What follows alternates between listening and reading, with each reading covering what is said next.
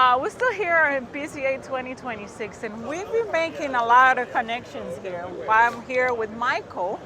Michael, hi. Thank you for Mayflower. coming by. That's right. I love it. Thank you. I do.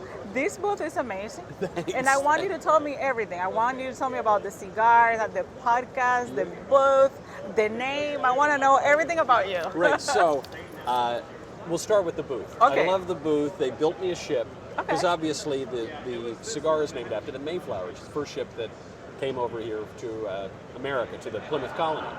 And despite my very Sicilian-looking appearance, on my father's side, some of my ancestors were on that ship, so it was very, very early to America. Interesting. And so I like the idea because it's both patriotic and it has to do with family. Okay. And patriotism's about family too, you know, it's like the big national family. Yeah. And so we launched the company less than 3 years ago. Okay.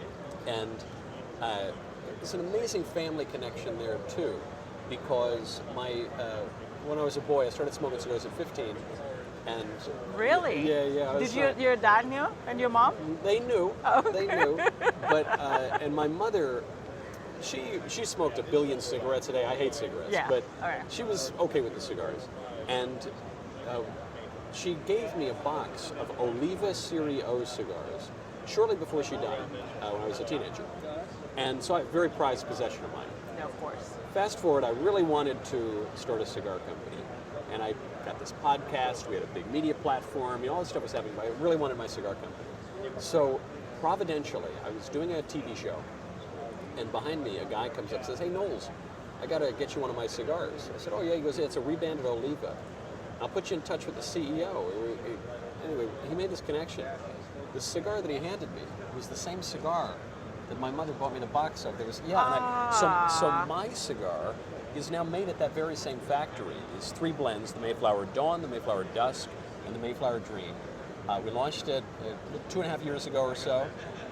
We thought we had enough stock for 4 months. We sold out in 1 day. We sold over 50,000 cigars in 1 day. What? It was an explosion, which was good, but I didn't have any cigars for Thanksgiving, Christmas, New Year's. That's a good problem to have. Good problem to have. So we ramped up dramatically, and then it was doing so well online because of my podcast and all that, that they said, "Well, just keep selling them online." I said, "No, I want to go to the retail shops."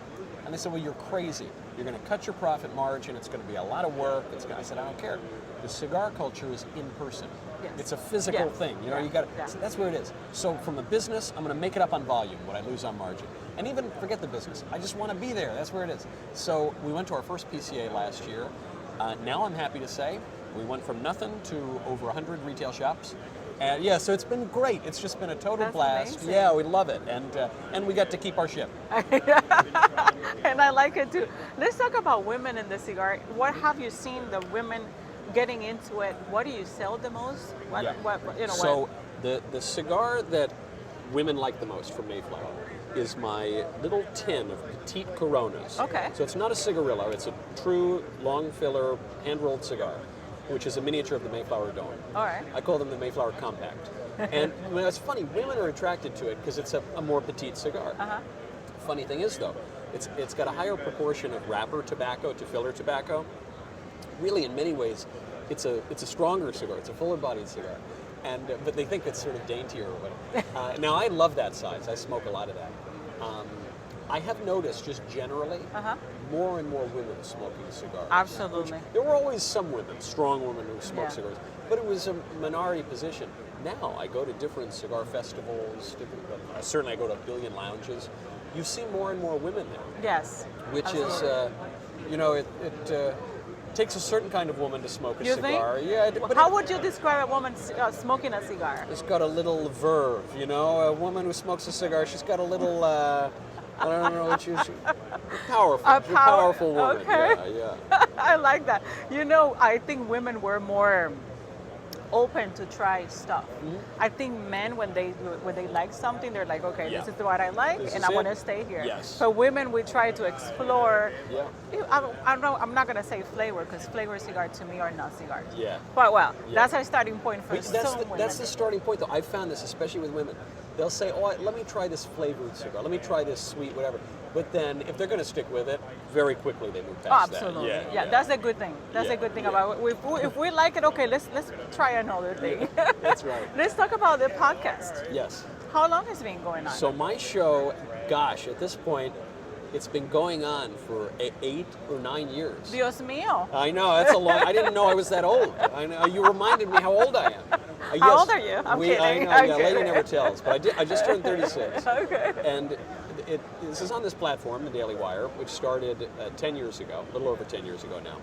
And when it started, it was a few people. You know, Ben Shapiro, Andrew Clavin was going to join, but it was a small group. I think I was employee number 5.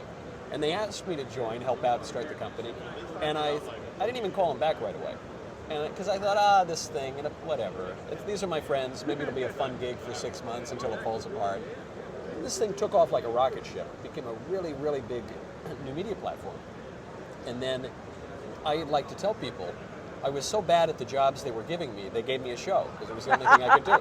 So then they gave me a show in 2017, 18. But right before the show, the excuse they gave for me to do it was I published a fake book, a blank book. So You're very smart. Oh, thank you. Yeah, I know. Work smarter, not harder. Exactly. So I published this book because this was a conservative, right-wing platform. I published this book called Reasons to Vote for Democrats, and it was blank. There were no words in it. And so whatever. This was just to irritate my liberal friends, my family members, So I put it on Amazon, and It's sold out. Don't tell me it's sold out. Not just sold out. It became the #1 book on Amazon. Not even in a subcategory, on all of Amazon. Yeah. So then, all of a sudden, TV News was calling to interview me about it. The publishers got into a bidding war to buy the rights to my blank. I said, throwing a lot of money at me to do it. I said, this is pretty good. I then go on TV again. We're talking about the book, talking about other things. The President of the United States sees it, gets a kick out of it, endorses the book on Twitter. No way. Yes, I'm then getting calls from international press, and what is this book about? And so the upshot of all of it is they offer me another book deal. I said, well, you're using the word another pretty liberally here because I haven't written a single book. Yeah. And then basically the end of the whole thing is, I think I'm the only guy in political media who ever got his own show because he did not write a book. I did nothing and it was sold then I got out. a show. Yeah, that's right. That's right.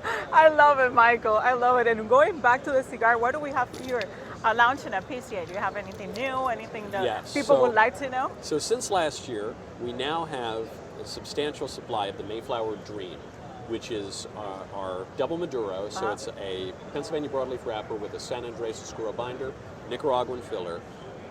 What's funny about that's the third installment of the trilogy. It was one of the first cigars I was thinking of, but I couldn't get my hands on the Pennsylvania broadleaf initially. So this year we have it, and in substantial supply. Marvelous, marvelous cigar. And then I'm not totally publicly announcing this yet. We do have a cigar that's coming out that will be for the 250th anniversary of the country. That's all I'm saying for now, but it's an exquisite cigar. And then we have some more fun stuff coming at the end of the year. I love it. I love it. You heard it here in Puritacom. Michael, thank you. Thank you. Pleasure You're to be with you. amazing. Thank you so much for taking the time. PCA 2026, and we're going to be here 2027. That's right. I look forward to it. Thank you.